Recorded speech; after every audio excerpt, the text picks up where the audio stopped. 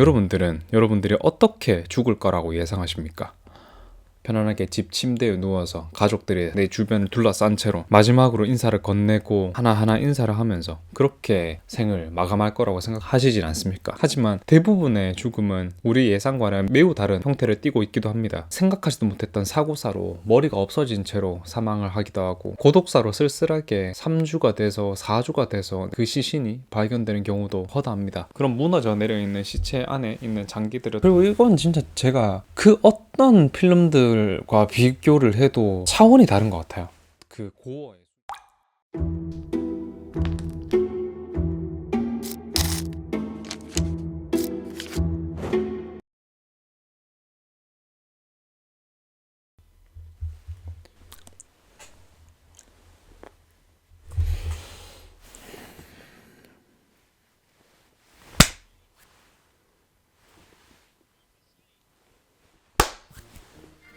네, 반갑습니다. 그린 여러분들, 딥그린입니다. 설 잘 보내셨나요? 저는 설날 연휴 마지막 날에 이렇게 영상을 찍고 있는데, 설에 요새 딱히 하는 거 많이 없죠. 가족이 요새 많이 분화되고 이러면서 제사를 지낸다거나 친척끼리 다 모인다거나 이런 것들도 이제 거의 옛말이 되고 있는 것 같아요. 저희 가족 같은 경우에도 옛날에 뭐 외가나 친가나 이쪽 다 모여가지고 차례도 지내고 이야기도 하고 막 그랬었는데, 요새는 정말 단촐하게 합니다. 할머니 댁 한번 가서 밥 얻어먹고, 또는 산소 갔다가 집에 돌아오고, 저희 작은 누나 식구들, 큰 누나 식구들 저희 집에 다 와가지고 그냥 밥 먹고 이야기하고 즐거운 시간 보내고 이렇게 하고 끝내는 게 다거든요. 그래서 복작복작한 과거의 느낌보다는 조금 더 정갈하고 정돈된 느낌으로 명절을 맞고 있는 것 같습니다. 명절이라고 하면 엄청난 거대 행사 같은 느낌이었었는데, 요새는 그런 분위기는 많이 느낄 수 없는 것 같아요. 그래도 지금은 조카들이 생기고 또 새로운 가족들이 생기고 우리 형님들 뭐 이런 분들이 생기고 하니까 오히려 또 다 같이 모이는 그날이 기다려지기도 하는 그런 부분이 있는 것 같아요. 또 사실 막 여러 명 친척들 모이는 것보다 조카 한 명만 오는 게 더 기쁘고 또 행복하고 그렇거든요. 또 조카들이랑 우리 형님들이랑 누나들이랑 엄마 아빠랑 이렇게 좋은 시간 보내고 있는데, 여러분들, 제가 그 살면서 체해본 적이 한 번도 없었거든요. 체해본 적이 없었는데 그 적게인가? 한 3일 전이었나? 그저께인가 밤에 갈비를 저희 어머니가 되게 잘하십니다. 굉장히 잘하시는 스페셜리스트신데, 또 그 늦게까지 일을 하고 또 밥을 먹으려고 주방에 갔다가 거기 갈비찜을 발견한 거죠. 그래서 좀 늦은 시간에 갈비찜을 엄청 먹었어요. 식사를 거의 끝낼 때쯤에 뭔가 속에서 받치는 느낌을 받았단 말이에요. 그래서 그 뒤로는 뭔가 갈비찜을 쳐다도 보기도 싫고 그랬었는데, 그 다음날부터 시름시름 아픈 겁니다. 왜 아프지? 이게 몸살이 왔나? 하면서 요새 일을 너무 많이 했나? 또는 신경을 너무 많이 썼나? 하고 계속 누워서 자고 타이레놀도 먹고 했는데, 그때부터 뭔가 음식을 못 먹겠는 거예요. 이게 아플 때일수록 잘 먹어야지 낫는다고 하잖아요. 근데 뭐 음식을 볼 수가 없어. 쳐다도 보기 싫고 먹지도 못하겠고 막 그래요. 그래서 이게 왜 이러지 하고 있었는데, 특히 갈비찜을 볼 때마다 진짜 온몸에서 그냥 단전에서 토가 오를 것 같은 그런 느낌을 받는 거예요. 심지어 저희 가족끼리 다 모여가지고 식사할 때도 그 갈비찜 어머니가 내놓잖아요. 형님들이랑 누나들은 너무 맛있게 먹고 있는데 저는 그거 보는 것만으로 토할 것 같아가지고 나 몸이 안 좋아서 좀 자야겠다고 하고 방에 들어와서 잤어요. 자고 일어나서도 몸이 전혀 나아지지가 않는 거예요. 뭔가 토할 것 같은 느낌만 계속 들고 그런 느낌이었는데, 그러고 다음날이 되고 그 다음날이 돼도 잘 안 낫고 이래가지고 이거 혹시 독감인가? 라고 생각을 하고 있었는데, 저희 어머니가 옆에서 그러시는 거예요. 네 갈비찜 보고 그러는 거 보니까 네 체했는갑다 이러시는 거예요. 체하면 또 열도 나고 메스껍고 밥도 못 먹겠고 그때 먹었던 음식을 손에도 못 대고 이런 게 있다 보니까 저희 어머니가 그때서야 알아차리신 거죠. 지금 오늘도 계속 죽 먹고 그러고 있는데 체하는 게 이렇게 무섭구나 라는 생각을 좀 했습니다. 독감은 또 확실하게 아닌 게, 첫날에 그렇게 아프고 또는 뭐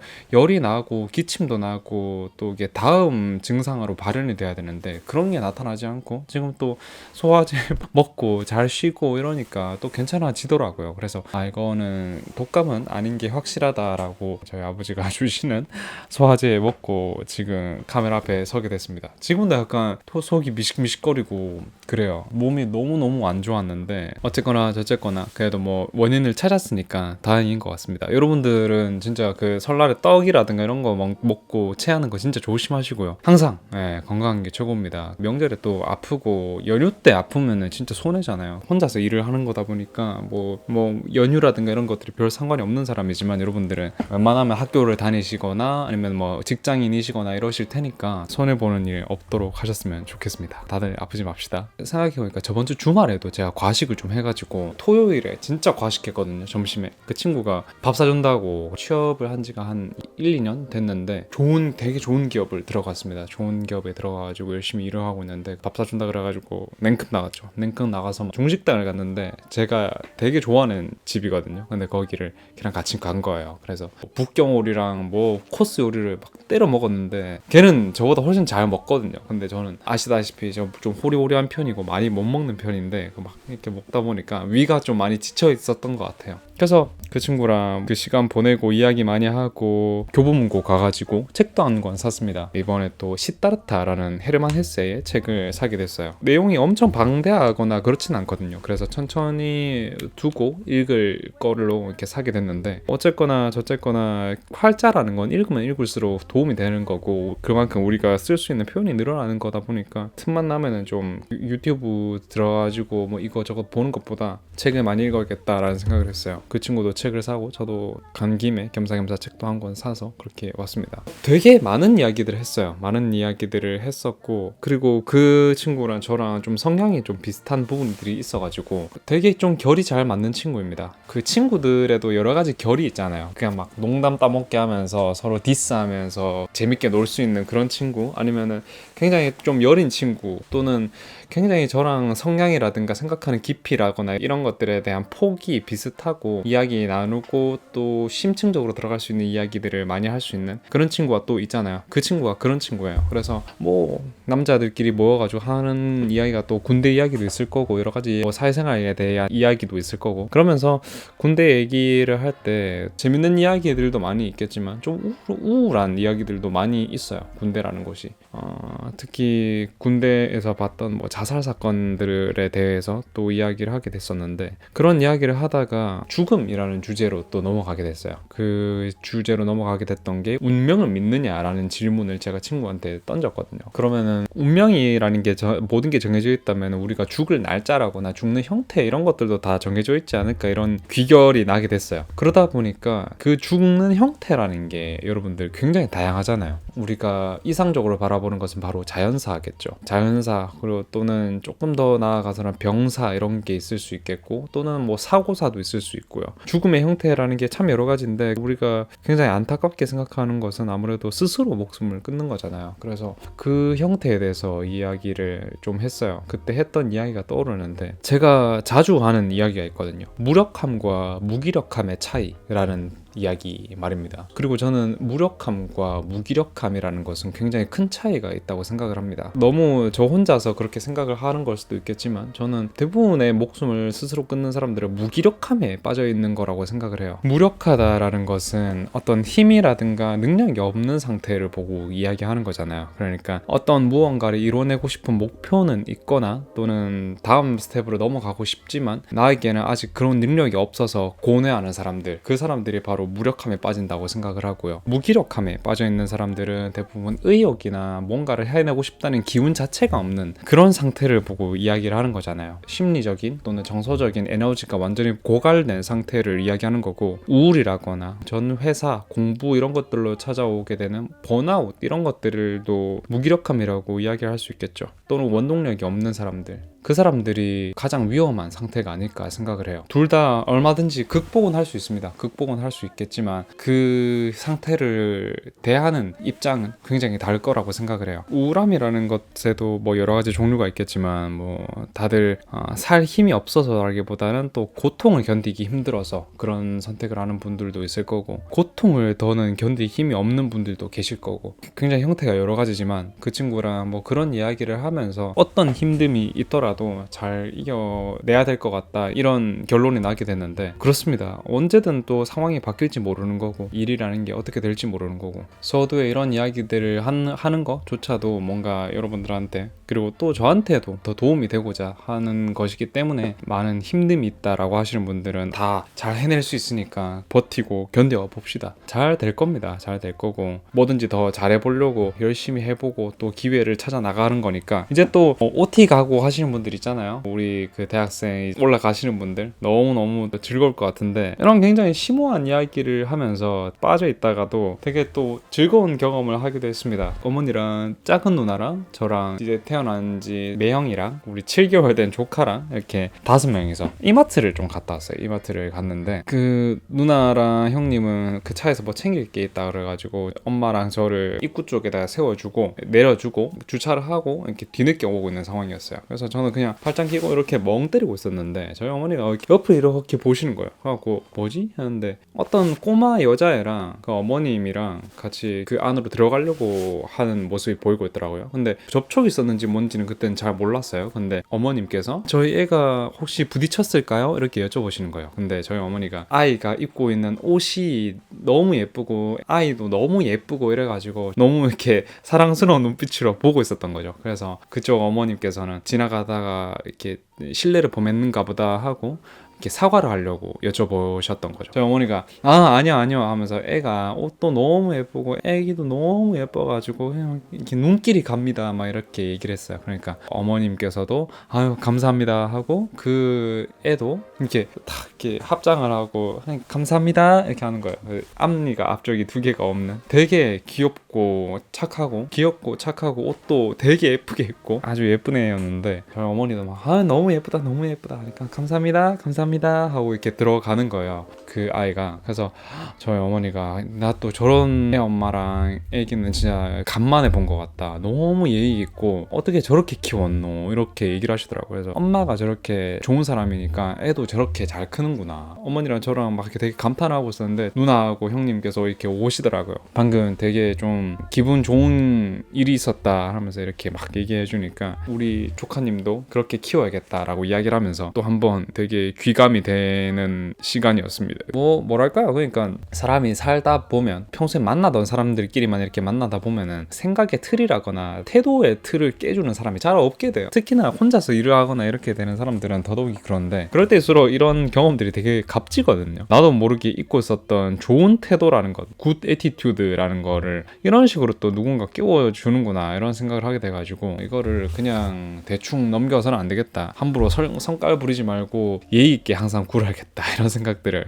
하게 됐던 시간이었습니다. 딥한 이야기를 했다가 또 행복한 이야기를 했다가 이런 식으로 왔다 갔다 하고 있는데, 이런 거 보면은 내 내면에 있는 것들을 저번 주 영상에서 뭐 물건으로 채울 수 없다 이런 얘기들을 했었는데, 뭐 그런 것 같아요. 그러려고 또 좋은 태도를 가지려고 노력을 하는 거고, 또 책을 읽고 쓸 수 있는 표현을 늘리고 좋은 말들을 하려고 하는 이런 스스로에 대한 수련이 필요할 것 같습니다. 모든 거는 그런 걸로부터 또 채워진다고 생각을 하거든요. 그 뭐 굉장히 짧은 만남이었지만 저나 저희 엄마나 그쪽 어머님이랑 그 애기나 굉장히 또 기분 좋은 시간이지 않았습니까? 두고 또 기억을 해 놓을 만한 것 같아요. 예.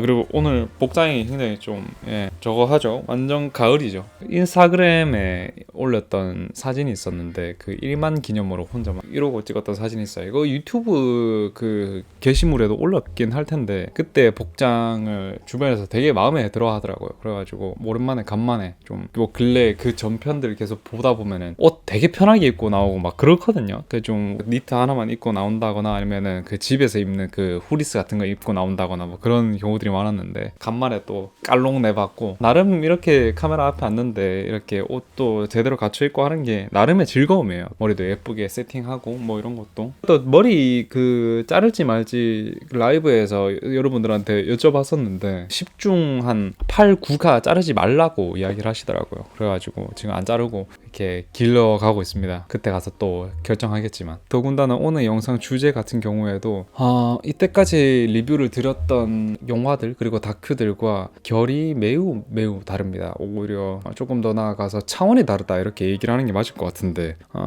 그런 영화를 이야기할수록 여기 지금 이야기하고 있는 사람 자체가 너무 어두워 보이거나 그러면 좀 그렇잖아요. 그래서 그런 분위기들을 좀 팬시하게 중화를 시킬 겸 그냥 이렇게 입고 나왔는데 뭐랄까요, 오늘 오프닝에서 죽음에 대해서 이야기를 하기도 했었고 내가 목격한 죽음에 대해서 떠올리게 되는 경험이기도 했습니다. 그 친구와 했던 대화 내용 자체가 많은 것들을 좀 리와인드 시키는 시간이기도 했고 원래는 앱스타인 이야기를 해볼까 라고 생각을 하기도 했었고 죽음이라는 것의 연장선으로 이 다큐를 꼭 이야기해 보고 싶었어요. 여러분들이 어떻게 죽을 거라고 예상하십니까? 편안하게 집 침대에 누워서 가족들이 내 주변을 둘러싼 채로 마지막으로 인사를 건네고 고마웠던 사람들이랑 하나하나 인사를 하면서 그렇게 생을 마감할 거라고 생각하시진 않습니까? 하지만 대부분의 죽음은 우리 예상과는 매우 다른 형태를 띠고 있기도 합니다. 병에 고통받아서 온몸에 살이 쏙 빠진 채로 말라 비틀어진 살가죽만 남긴 채로 그렇게 사망을 해 있는 경우도 많고, 생각하지도 못했던 사고사로 머리가 없어진 채로 사망을 하기도 하고, 또는 고독사로 쓸쓸하게 3주가 돼서 4주가 돼서 그 시신이 발견되는 경우도, 그 망자가 발견되는 경우도 허다합니다. 그래서 오늘은 그 죽음의 순간을 담은 영화에 대해서 이야기해 보려고 해요. 바로 장의사 오르즈코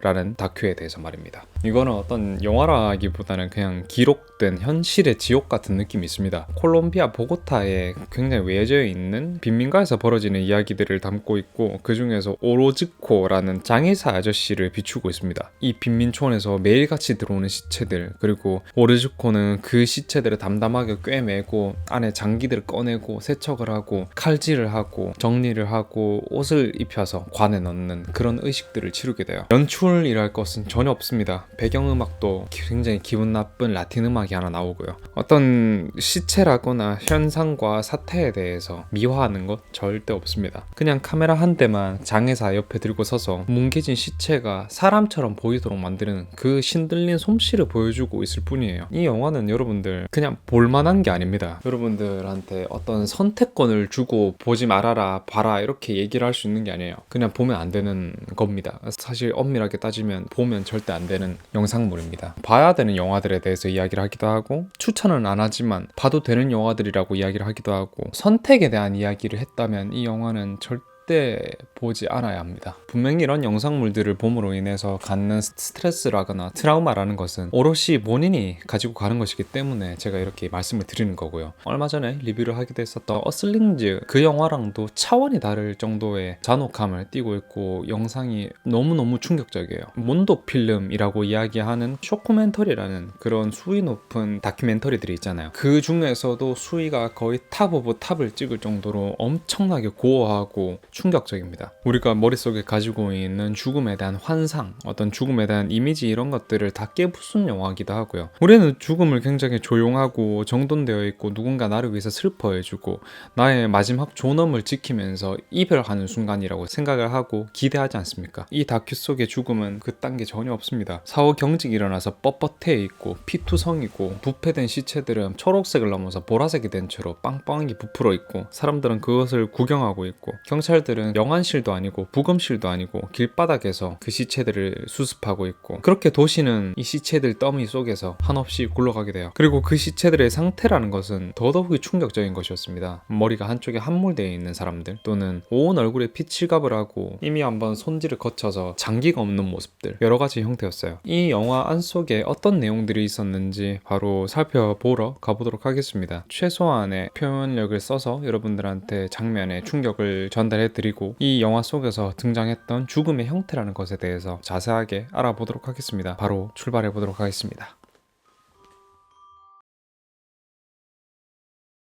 콜롬비아의 한 빈민가를 비추고 있는데, 이 영화에 대해서 이야기를 한다면 일단 스토리라고 이야기할 것은 전혀 없습니다. 전혀 없고, 그렇다면 어떤 장면들이 들어가 있는지에 대해서 여러분들이랑 이야기를 해봐야 될 것 같은데, 대략적인 내용이라는 거는 그런 겁니다. 어떤 콜롬비아의 빈민가를 보여주고 있는데 거기에는 오로즈코라는 장의사가 한 명 살고 있습니다. 그리고 이곳은 굉장히 치안이 나쁜 곳이에요. 치안이 어느 정도로 나쁘냐면 그냥 죽어있는 시체라거나, 콜롬비아가 더군다나 무슨 마약 거래 거래라거나 카르텔이 많은 걸로도 굉장히 유명하잖아요. 그렇다 보니까 카르텔에서 보는 히트맨들이라거나 아니면은 소소한 갈등에서 벌어졌던 살인사건 또는 사고를 당한 그런 시체들이 길가에 마구마구 널려다녀요. 밖에서 노상에서 살다가 굶어 죽어 있는 시체들도 심심찮게 눈에 보이고 있고, 그것이 거의 일상이 된 것처럼 아이들이 그런 환경 속에 방치된 채로 학교를 다니고 자기들끼리 몰려서 축구를 하고 그러고 있습니다. 그 정도로 완전히 어떤 사회적 규범이라는 게 개박살이 난 그런 동네를 비추고 있는데, 그런 동네에 살고 있다 보니까 살인사건 사건 사고가 끊이지가 않습니다. 심지어 처음에 등장했던 남자 같은 경우에는 과일을 공급해주는 그런 업체였는데 누군가의 사주에 의해서 그런 것인지 아니면 강도인 것인지 칼을 맞고 죽어있는 시체가 길가에 널브러져 있었어요. 심지어 손녀딸을 데리고 산책을 나왔다가 그것을 발견하고 주위를 서성거리면서 그 시체를 구경하는 할머니도 보이고 있습니다. 우리나라에서 저런 장면들이 목격됐다고 한다면은 최소 뉴스에 나왔겠죠. 뉴스에 나오거나 아니면은 커뮤니티에 떠돌아다니거나 인스타그램 5만 대 난리가 났을 겁니다. 어떤 신원 미상의 시체가 발견됐다 이런 식으로 이야기가 났을 텐데, 여기는 죽음, 삶 이런 것들이 맞닿아 있는 접경 구역이었어요. 그렇다 보니까 이 동네에 살고 있는 사람들은 이런 것들이 하나의 일상일 뿐입니다. 그냥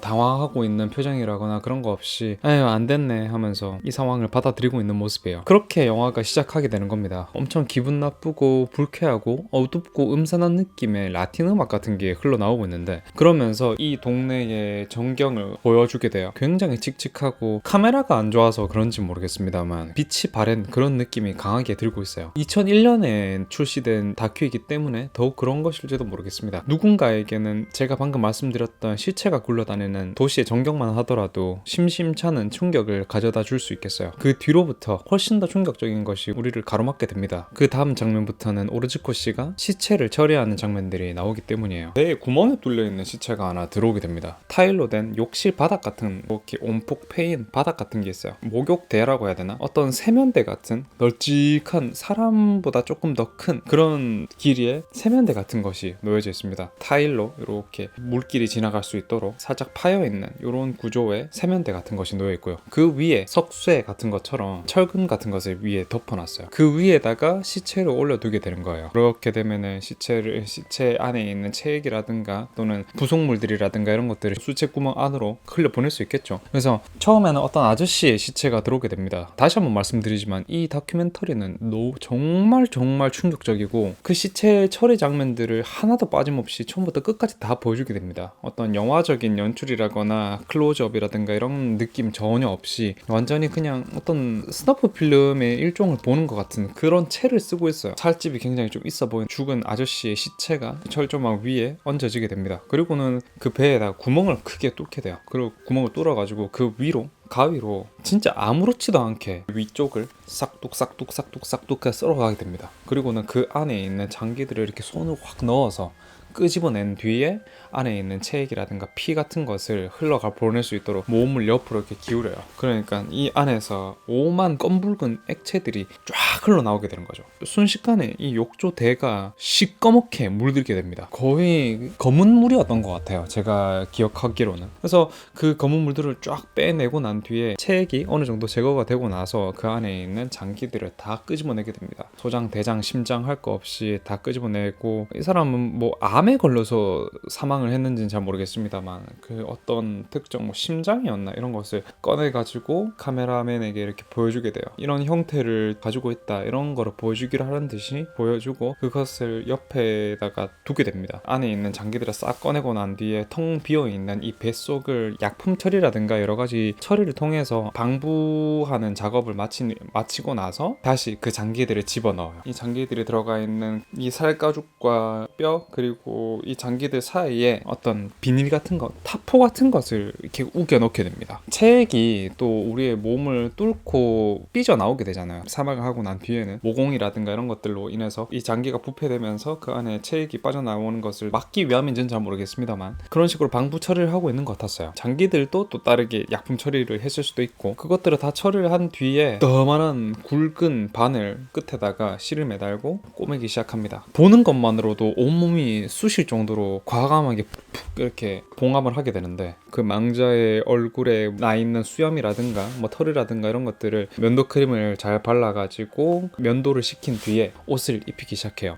그렇게 다 옷을 입히고 난 뒤에는 금방이라도 눈이라도 뜰 것 같은 그런 생동감 넘치는 모습을 하게 됩니다. 조금 신기한 구경을 했다라고 이야기를 할 수 있는 거죠. 그리고는 시신의 코에다가 조금 더 생동감을 불어넣기 위해서 솜을 집어넣기도 하고, 그것이 방부 처리인지 모르겠습니다만 그런 식으로 하고 나니까 얼굴에 뭐 어떤 볼륨 같은 것도 생겨지면서 말끔하게 옷을 차려입은 망자의 모습이 갖춰지게 되었어요. 방금 우리가 어떤 과정을 거쳤는지 다 봐왔지 않습니까? 그런 것들을 다 차치하고라도 망자가 저승을 갈 채비를 마친 그 모습은 새 사람 같은 정돈된 모습이었습니다. 옷을 다 챙겨 입은 뒤에 관에다가 옮기게 되는 것이었고요. 그리고는 그 관의 뚜껑을 닫고 무덤으로 향하게 되는 것이었습니다. 처음에 이 영화를 봤을 때, 그리고 지금 여러분들이랑 이 이야기를 하기 위해서 이 영상을 또 다시 재차 봤을 거 아니에요. 첫 번째 봤을 때 들었던 생각은 너무 비현실적이었다라는 생각이었고, 오히려 이게 사람의 몸을 손질한다라는 생각보다는 정육점에서나 볼 법한 너무 과감한 손길인 것 같다, 이런 생각이 들었어요. 두 번째 볼 때 들었던 생각은 저 사람의 손놀림이라는 것은 굉장히 신들린 것과 같다라는 생각이 들기도 했습니다. 저 시신이 가지고 있었던 사연이라는 것은 어떤 것이었을까라는 궁금증이 생기기도 했었고요. 대체적으로 엄청나게 끔찍한 장면들입니다. 여러분들이 삶을 살아가면서 단 한 번도 보지 않고 지나가게 될 그런 장면들이 이 영화에서 다 드러나게 되는 것이었어요. 카메라맨과 그의 조수 이런 사람들이 굉장히 조용하고 고요하고 행위 자체에 어떠한 개입도 없이 제3자의 눈처럼 바라보게 되는데, 미동조차 하나 없는 모습들이 너무 이질적이기도 하다라는 생각이 들기도 했어요. 사실 우리가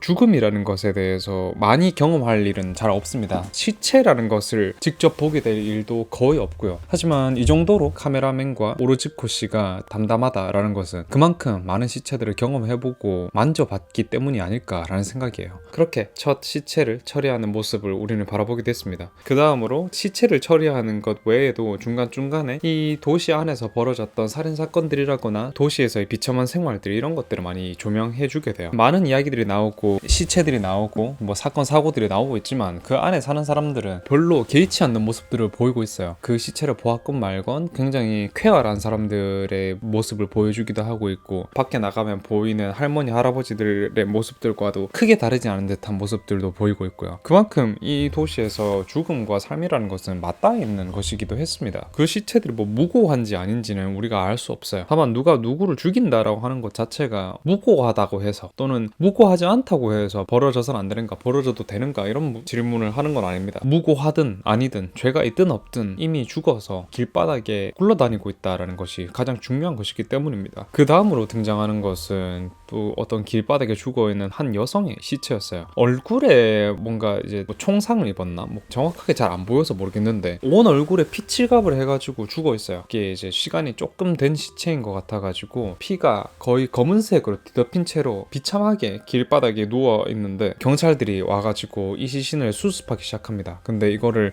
어떤 부검실이라든가 영안실로 데려가는 것이 아니라 그냥 길바닥에서 그대로 여자의 옷을 모두 벗기고 사인을 확인하고 죽은 지 얼마나 됐는지 이런 것들을 보고 확인을 하고 그런 작업을 하고 있던 것이었어요. 온 동네 사람들이 다 와가지고 구경하고 있습니다. 어린아이, 나이 든 사람 할 거 없이 주변에 사람들이 다 둘러 앉아가지고 이 시체를 구경하기도 하고, 누가 왜 그랬는지 저마다 토론을 하기도 하고, 그저 이 죽음이라는 것, 그리고 시체라는 것이 그들에게는 어떤 이야기거리에 지나지 않는다는 것입니다. 그 사건을 대하고 있는, 그리고 그 시체를 대하고 있는 경찰들의 태도 역시 마찬가지였어요. 사람들 앞에서 옷이 다 까발려지고 성기가 노출되고 있는 이 망자에 대한 예우 같은 건 전혀 없습니다. 그런 개념조차 없는 것 같고요. 이 일이 귀찮아서 빨리빨리 처리하고 사후경직이 돼서 온몸이 굳은 마네킹처럼 되어 있는 이 시체를 자기들 편한 대로 이리저리 굴리고 하는 것이 다였으니까요. 그 다음으로 등장하는 장면들을 역시 어느 곳에서도 볼 수 없는 것들이었어요. 머리가 함몰되어 있는 그런 시체가 들어오게 되는데, 그런 무너져 내려있는 시체 안에 있는 장기들을 또 역시나 가위로 온몸을 여기저기 다 썰어가지고 장기들을 꺼내고 약품 처리를 하고 또 집어넣는 작업을 하기도 하고요. 그리고 뭐 신문지나 뭐 헝겊, 천 이런 것들을 넣어가지고 머리에 있는 볼륨을 새로 만들어주고 머리통 자체를 재건하는 그런 모습까지 보이고 있어요. 저것을 깨끗하게 복구하는 것이 가능할까라고 생각했던 것들 역시 오르즈코 아저씨는 막힘없이 그리고 어떠한 감정도 없이 잘 해내고 있는 중입니다. 근데 심지어 그 오르즈코 아저씨한테 조수 같은 사람이 한 명 있어요. 그 조수 역시 이 시체들을 하도 많이 봤던 사람이라서 그런지 모르겠습니다만 담담하게 이 일을 받아들이고 있고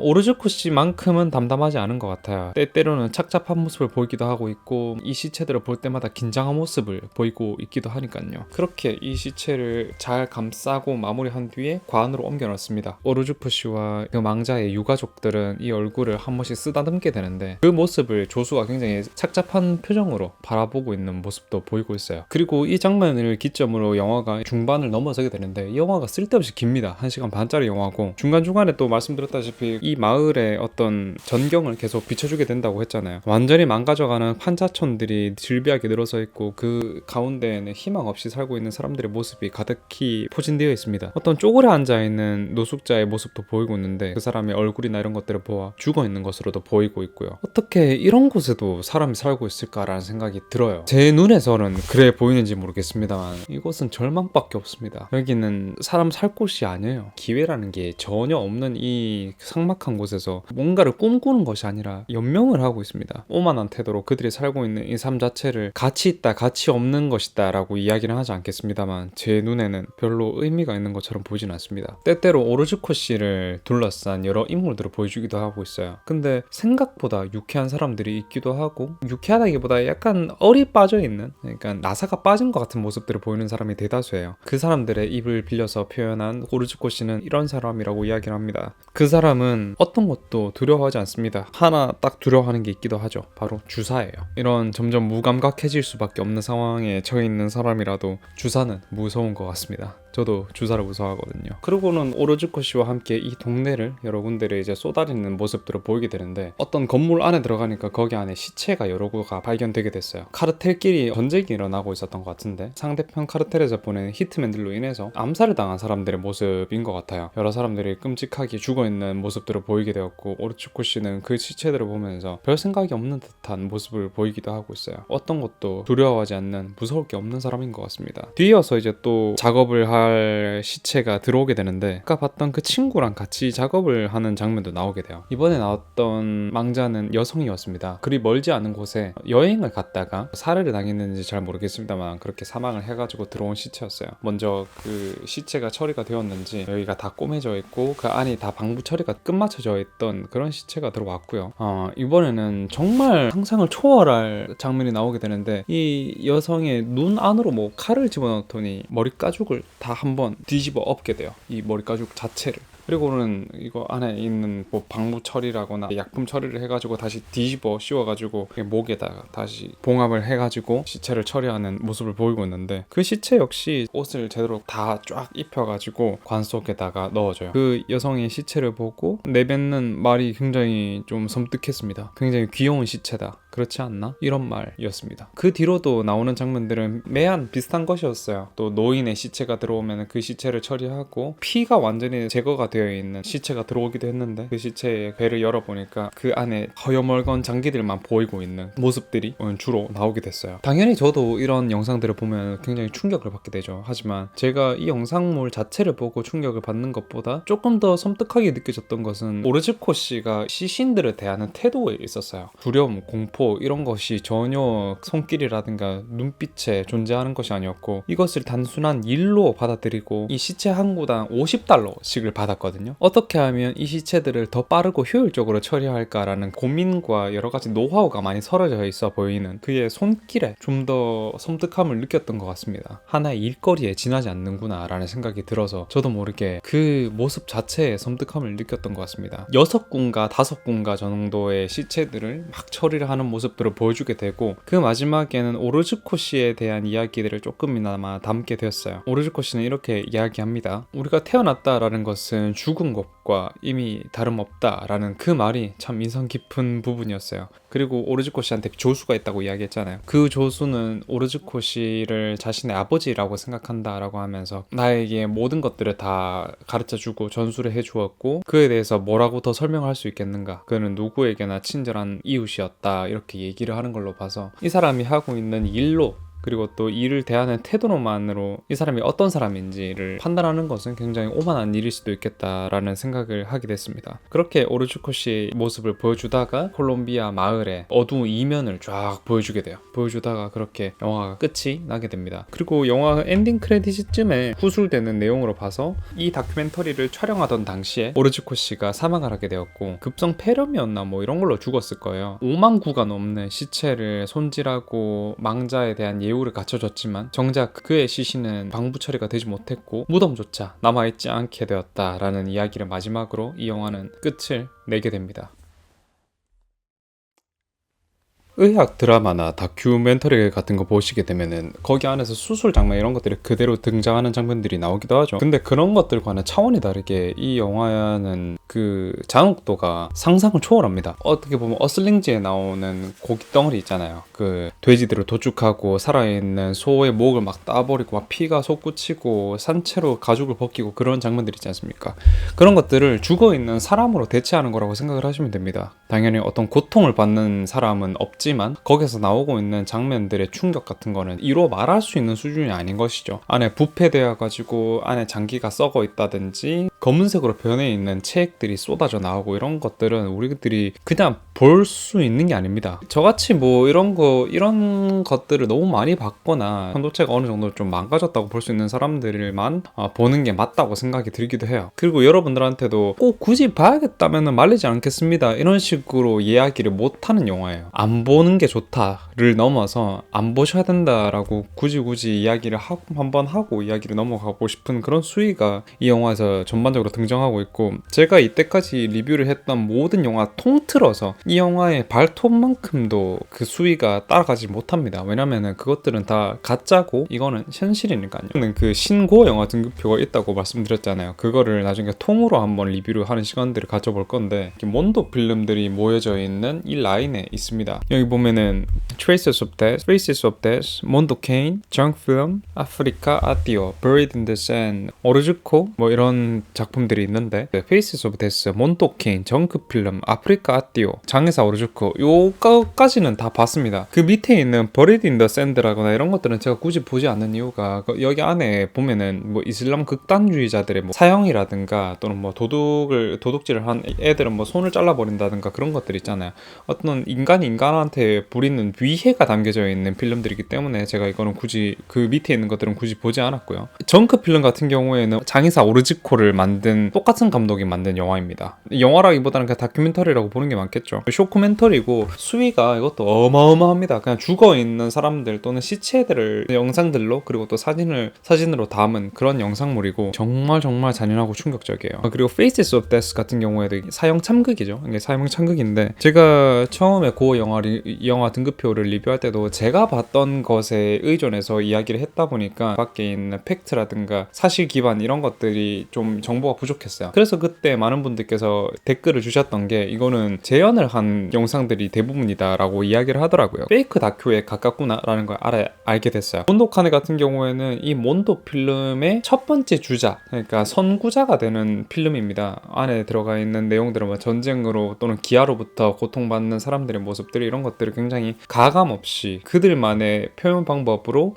나타낸 태초의 작품이라고 이야기를 할 수 있겠어요. 이것이 발매되고 나서 일부 컬트 매니아들의 어떤 광적인 지지를 열렬하게 얻게 되었고요. 그 뒤로부터 쫙 나왔던 게 이제 사형 참극이라든가 청크 필름, 그리고 또 죽음의 모든 순간들을 담고 있는 장의사 오르주코의 이야기 뭐 이런 것들이 나왔다고 볼 수 있겠습니다. 여기 보면은 또 여러 가지 있죠. 밴드 프롬 텔레비전이라든가 데스파일 뭐 이런 거 보면은 사람 뭉개져 있는 거 이런 거 다 튀어나오는 작품이라고는 이야기는 안 하겠습니다. 그냥 영상물들이거든요. 실제 스너프 필름들이다라고 생각을 하면 더 편하실 거예요. 여기 있는 것들은 여러분들 하나도 보시면 안 됩니다. 여러분들은 저 같은 사람이야 뭐 이미 이렇게 된 거 뭐 어쩌겠습니까만은 하나도 보시면 안 됩니다. 진짜 하나도 보시면 안 되고, 아듀 아프리카 저거 같은 경우에는 아프리카에서 벌어지고 있는 잡다한 사형이라든가 독재자들의 이 안에서 벌어지고 있는 치안이 개박살난 아프리카에서 벌어지고 있는 동물 사냥, 인간 사냥에 대한 그런 실태와 참혹함을 담은 다큐멘터리라고 생각하시면 될 것 같아요. 이거 그리고 유튜브에 있습니다. 유튜브에서 제가 봤던 걸로 기억을 하고, 나머지들도 여러분들 뭐 대충 이렇게 설명을 하고 마칠게요. 그게 중요한 건 아닐까요? 그만큼 이 몬도 필름 중에서도 그 수위가 탑 오브 탑입니다. 조금이라도 이런 영상물들이 덜 익숙하다라고 한다면 100% 토하거나 트라우마로 한 2달간 고생하실 거예요. 매우 허접한 카메라 무브, 그리고 여러 시점이 아닌 카메라 한 대로 롱테이크로 시체 처리를 보여주는 이런 것은 하나의 연출이라고 이야기할 정도로 민망하고 조악합니다. 그리고 그것이 바로 시라사키 키요타카 감독이 원하는 바기도 했고요. 이 사람이 이 실태를 보여주는 방식은 굉장히 독특합니다. 그리고 고약해요. 너무너무 고약해요. 언더그라운드 영화계에서 활동한 감독으로 익히 알려져 있고, 극단적인 고어, 시체, 그리고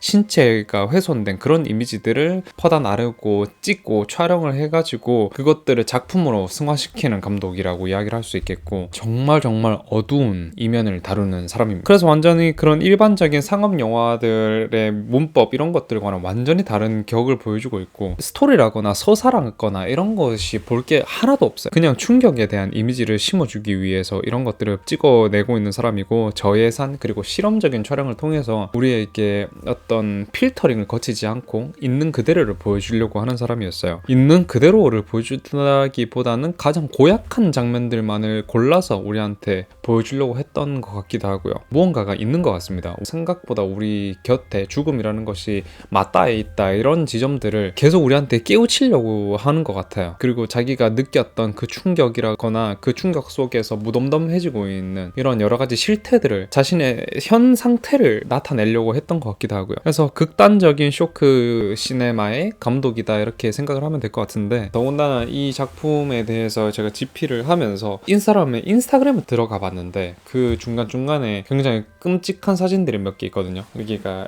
손이 잘려있는, 이렇게 손목이 이렇게 잘려있는데 그 안에 막 이렇게 뼈랑 이렇게 살들이 막 이렇게 벌어져 있는 그런 이미지가 들어가 있기도 하고요. 아마 여자 손이었던 것 같은데 막 반지도 끼고 있고, 또 손가락이 갸냘픈 거 보니까 이런 식으로 자기가 표현하고자 하는 바가 있다거나 또 보여주고 싶은 이미지가 있다라고 한다면 조금도 굽힘이 없는 사람이라고 이야기를 할 수 있겠어요. 그렇다 보니 이 사람이 찍었던 다큐멘터리들이 워낙에 너무너무 충격적인 것이겠죠. 그리고 이 다큐에 대해서 여러분들이 이야기하기 전에 죽음에 대한 환상에 대해서 잠깐 이야기를 했었잖아요. 조용하고 고요함 속에서 죽어가는 것, 그리고 내가 사랑한 사람들과 따뜻한 인사를 마지막으로 하고 그렇게 이 삶을 마무리하는 것, 이런 굉장히 아름답고 정제된 것으로 우리가 생각을 하고 있지만, 이 영화에서 드러났던 시체 죽음이라는 것은 하나같이 뻣뻣하고 강목 같은 끔찍한 것들이었어요. 그 시체들이 하나같이 그런 모습을 띠고 있기 때문이었는데, 이런 곳에 사는 사람들이었으니까 그런 형태를 띠고 있는 것이기도 하겠지만 생각보다 끔찍한 경우들이 많기도 합니다. 특히 뭐 사회복지과라거나 아니면 노인들과 조금 더 가까운 데서 일을 하시는 분들 같은 경우에는 고독사를 많이 목격을 하기도 하고, 또는 막 몇 주가 지난 뒤에 이 시신이 발견되기도 해서 그 안에 뭐 체액이라든가 이런 것들이 방바닥에 눌러붙어 있는 그런 시신들을 마주하는 분들도 많으실 거고, 특히나 119 구조대원들 같은 경우에도 그런 시체들을 많이 마주하시겠죠. 그런 것처럼 이 영화에서 드러나는 죽음이라는 것은 하나같이 별로입니다. 죽음에 대해서 슬퍼할 겨를도 없이 그저 이 현장을 구경거리 보듯이, 그리고 또 행사거리라도 되는 것처럼 눈물 없는 감정 빠진 축제가 되고 말기도 하고 있어요. 죽음이라는 게 그렇습니다. 그러다 보니까 보다 보면 되게 현실감이 없어요. 시체라거나 이런 것들을 구경하고 있는 사람들이 별로 이 사건들에 대해서 확 와닿지 않는 듯한 모습을 보이고 있어요. 나도 언젠가 저렇게 될 수도 있다라는 그런, 우리가 환상 속에서 생각하는 그 마지막 모습이랑 실제라는 것이 굉장히 충돌하게 되는 것이죠. 내 마지막은 항상 의미가 있을 거야 라는 생각들 말이죠. 그리고 여기에서 오르즈코의 역할이라는 것이 빛을 발하게 됩니다. 감정 빠진 현장 속에서 유일하게 존엄이라는 것을 복원하려고 하는 사람이 바로 이 오르즈코라는 아저씨였어요. 개박살난 국가관 그리고 치안 이런 것들로 인해서 아무도 이 망자를 예우하지 않습니다. 오르즈코는 최소한 그 시체들을 닦고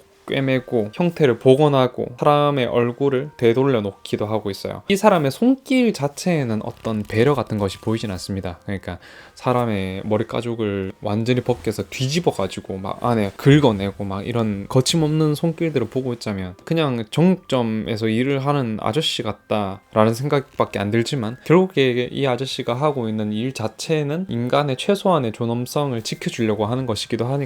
그래서 이 끔찍한 장면들이 알고 보면 이 영화에서 가장 인간적인 순간이라고 이야기할 수 있는 거죠. 그리고 이건 진짜 제가 그 어떤 필름들과 비교를 해도 차원이 다른 것 같아요. 그 고어의 수준이. 여러분들 우리가 그 절검단 같은 데서 알아보자면 거의 아마 이게 레벨 6등급인가 있을 거예요. 아마 제가 옛날에 봤던 걸로는 그 절검단 레벨 6등급인가 등재되어 있던 걸로 기억을 하거든요. 그러니까 그 레벨 4등급부터는 진짜 보면은 트라우마를 심하게 겪는 것들이고, 레벨 5등급부터는 트라우마를 넘어서 이제 실제적인 위협이 될 수 있는 것들이고, 그 다음 6, 7 정도가 되면은 일상생활이 불가능할 정도의 영상들인 겁니다. 그래서 이 작품은 여러분들 그렇게 만들 거예요. 일상생활을 불가능하게 만들 겁니다. 도저히 볼 수 있는 작품은 아닙니다. 그래서 제가 계속 말씀드리고 있지만 보라고 만든 게 아닌 것 같다라는 느낌이 든다고 했잖아요. 관객을 배려하지 않습니다. 관객이라는 게 있다라고 생각을 하고 만든 것 같지도 않고요. 뭐 경고성 편집이라든가 감정을 정리해주는 음악 이런 것도 없고, 오히려 우리가 느끼고 있는 공포를 더 고조시키는 이상한 라틴 음악 같은 게 나와요. 거기에 더불어가지고 이 장면들에 대해서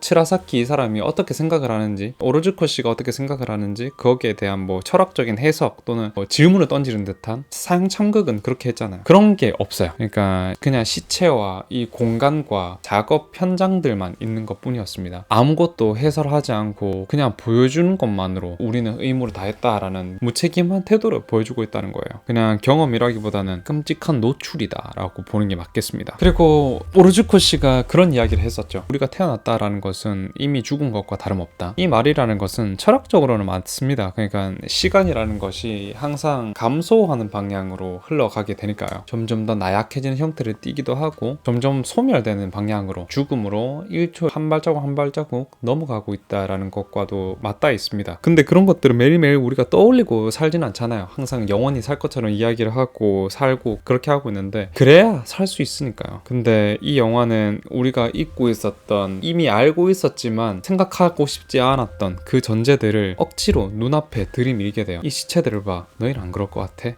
이런 이야기를 던지는 것이죠. 솔직히 지금 여러분들이 이야기를 했고 지금 중간중간에 이렇게 사진 자료들을 보면서 이야기를 하고 있는데 좀 메쓱메쓱거리거든요. 지금 제가 체한 상태여가지고 지금 오늘 죽을 먹었는데 이게 약간 이게 좀 지금 좀 속이 안 좋아요. 살짝 여기까지 올라왔다가 계속 잠재우고 그러면서 이야기를 하고 있는 것 같은데, 제가 이 정도였던 적은 한 번도 없었거든요. 근데 지금 그때 여기에 나왔던 장면들을 생각하니까 너무 토할 것 같아요. 지금 막 배설물들이 막 이렇게 주렁주렁 매달려 있는 시체라거나, 아니면은 배를 까거나 근육들이 다 튀어나와 있는 뭐 다리 또는 장기들을 막 한꺼번에 막 들어와가지고 막 씻고, 막 그런 장면들을 떠올리니까 되게 지금 속이 메쓱메쓱해지는데, 이런 영상들이 어느 정도 익숙한 사람들도 저 같은 반응일 겁니다. 일반적인 스너프 필름들보다 훨씬 더 잔인한 다큐멘터리이기 때문에 이렇게 느끼게 되는 것 같아요. 그러면서 스너프 필름이랑 이거랑은 뭐가 다르냐라고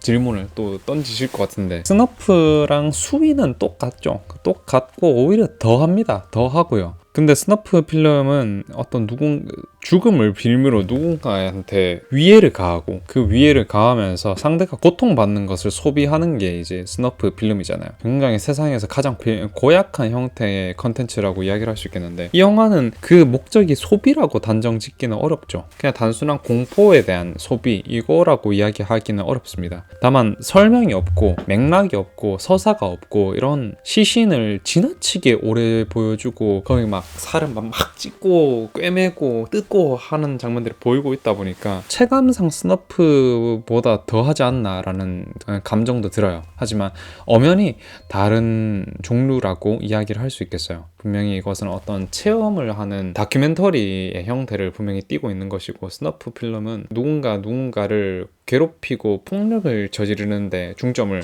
둔 고약한 영상물이다 보니까 충격도는 어느 정도 비슷할 수 있대 그 영상들이 주는 감정의 차이는 분명하다고 이야기할 수 있겠습니다. 그리고 이 부분을 이야기하고 여러분들이랑 이번 영상 리뷰를 좀 맞춰보고 싶은데, 이 필름을 보면서 참 인간이 굉장히 초라해 보인다는 생각을 하기도 했어요. 인간이라는 게 사실 굉장한 사상을 가지고 있기도 하고 또는 개인의 철학을 가지고 있기도 하고 가족, 겪어왔던 추억 이런 것들을 다 포함을 하고 있잖아요. 한 사람을 나타낸다는 게. 근데 이 영화에서는 그냥 육체로만 보여주게 돼요. 그리고 그 육체가 굉장히 이질적입니다. 시체의 모습만 가지고 있었던 것처럼 느껴지게 돼요. 살아있을 때 모습이 조금이라도 생각이 되지 않을 정도로 생기가 없고 토할 것 같이 징그러운 모습들만 보여주고 있다라는 그런 이야기예요. 그래서 우리가 살아있지 않으면 하나의 살덩어리에 불과하다라는 것을 정면에다가 던져놓고 보여주고 있기 때문에 인간 존엄이라는 그 개념이 너무 크게 흔들립니다. 그래서 너무 고통스럽고 제 마음이 초라해졌던 거예요. 죽음을 조금 더 겸허하게 받아들여야겠다라는 생각을 하기도 했어요. 그러면서 매 순간을 의미 있게, 매 하루하루를 의미 있게 보내는 것이 굉장히 중요할 수도 있겠다. 또는 죽음이라는 것은 우리가 원하든 원하지 않든 찾아오는 것이기 때문에 언제 올지도 모르는 것이고 그 속에서 우리는 행복을 많이 찾고 경험들을 많이 쌓아야겠다라는 생각을 하기도 했어요. 결국에 우리한테 남는 것은 그런 것들 뿐이니까요. 우리가 생각하는 그 환상 속에 있는 죽음에 대한 환상, 그거를 채우려고 한다면은 똑바로 살아야 되지 않을까라는 생각을 하고 있습니다. 뭐 여러모로 진짜 지독한 영화지만 최소한에 가지고 갈 만한 것은 있다, 이렇게 얘기를 꼭 하고 싶었어요. 찾아봐도 안 되고 검색도 안 하셨으면 좋겠어요.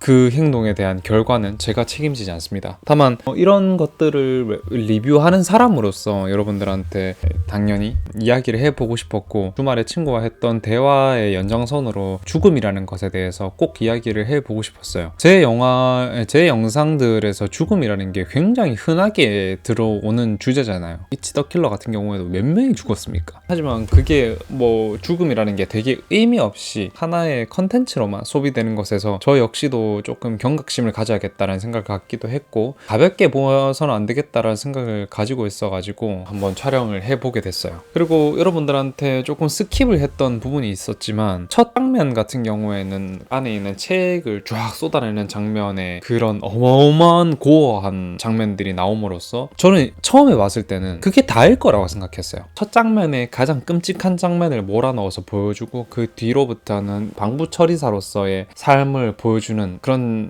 최소한의 그런 좀 잔잔함을 기대했었는데, 그 다음으로 등장하는 시체들의 모습들이 점점 더 끔찍해져 갑니다. 그 시체가 진짜 제일 셌는데 얼굴을 자르고 머리 내부까지 다 보여주고 이러다 보니까 진짜 너무 소름 끼치는 거예요. 그거 생각하면 지금 약간 올라오려고 하는데 메스꺼워지는데, 가장 충격적인 장면이었다라고 한들 5만 명이 넘는 시체를 처리했던 오르지코 씨한테는 그마저도 얼마나 일상적이었겠는가라는 것을 생각하면 세상에는 또 천의 천이라 말 있지 않습니까? 세상에는 우리가 겪을 수 있는 것의 수준이 아예 다른 사람들이 존재를 하는구나, 이렇게 생각이 들었어요. 그리고 저 역시 어떤 익스트림 호러 장르들을 심심찮게 많이 봤던 사람이잖아요. 그러니까 상상도 하기 어려운, 검색하면은 눈 깽짤들이 막 버벅 튀어나오는. 그리고 첫 번째 시체 방부 처리 장면을 보여준 뒤에 수위가 조금 그래가지고 이야기를 안 하려고 했는데, 죽은 아기를 막 이렇게 들어가지고 이제 여기에다 칼 좀 되겠네 뭐 이렇게 얘기를 하는 장면이 있어요.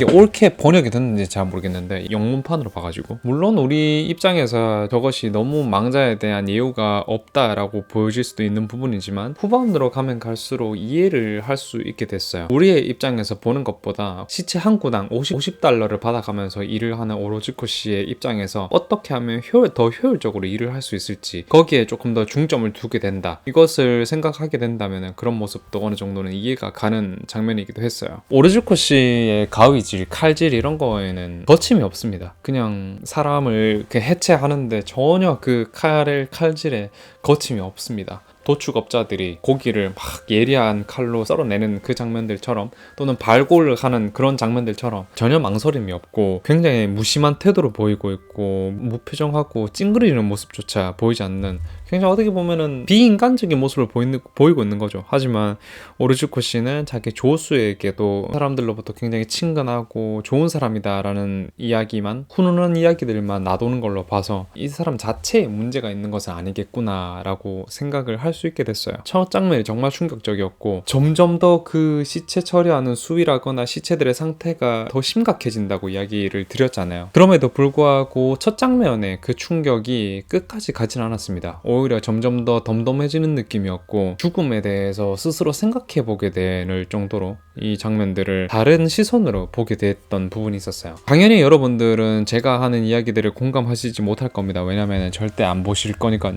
행위들 자체만에 초점을 두는 것보다 저게 내가 되진 않을까라는 그 공포에 입각한, 그래서 여러분들이랑 오늘 엄청나게 끔찍한 작품에 대해서 알아봤고 동어 반복으로 이야기하고 있습니다만 여러분들이랑 이때까지 살펴봤던 영화들이랑은 차원이 달라요. 네, 진짜 말도 안 되는 수위를 자랑합니다. 그렇기 때문에 어디에 가서도 추천을 할 수 없는 영화라고 선언을 하고 싶고, 치라사키 특유의 병적인 필름들을 앞으로 또 여러분들이랑 같이 공유를 해볼 수 있을지 모르겠지만 이렇게 살펴보게 돼서 감회가 좀 새롭습니다. 여러분들은 이 영화에 대한 해설을 들어보시니 또는 제가 말씀드렸던 장면들에 대한 설명을 들어보니까 어떠신가요? 듣는 것만으로 토를 하실 것 같거나 아니면은 이번 영상은 도저히 못 보겠다라고 생각을 하고 끄고 나가실 것 같은가요? 어떻게 생각하시든 이런 영상을 봤던 저를 또 병적으로 생각하실 수도 있을 것 같아요. 어떤 것이든 괜찮습니다. 그게 다 자연스러운 거라고 생각을 하고요. 아무쪼록 이번 영상 즐겁게 봐주셨으면 좋겠고 많은 생각들을 하게 되는 계기가 됐으면 좋겠습니다. 또는 이번 영상을 계기로 나도 조금 더 제대로 살아봐야겠다, 또는 하루하루를 의미 있게 살아봐야겠다라고 생각하는 계기가 되셨으면 좋겠습니다. 타이타닉의 명대사에 그런 게 나오잖아요. To make each day count 라는 말이 있잖아요. 하루하루를 소중하게, 매 순간을 의미 있게, 뭐 이런 얘기인데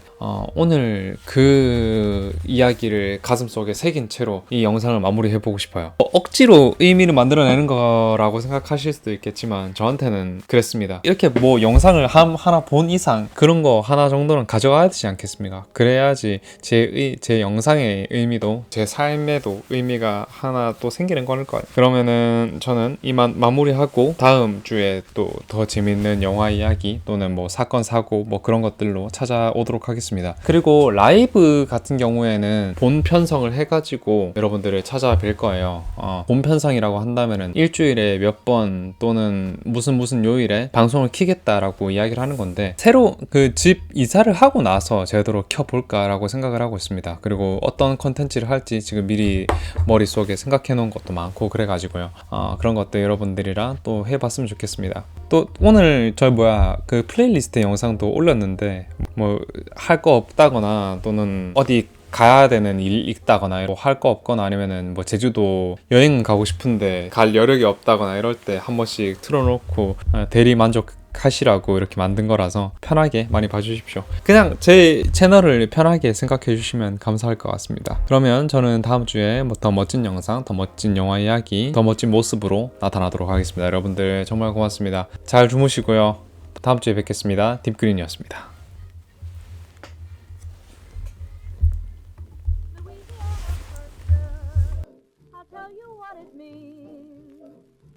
I'd like to tell you New Orleans. Come on, you all can go to town, way down in New Orleans. Louisiana salesman with nothing in his jeans. That's why I'd like to tell you New Orleans. Come on, and do all the things there are to do in New Orleans. Where does that heat come from? That rhythmic beat come from? And that red meat come from? New Orleans, Louisiana Purchase. I told you what it means, so won't you let me sell you New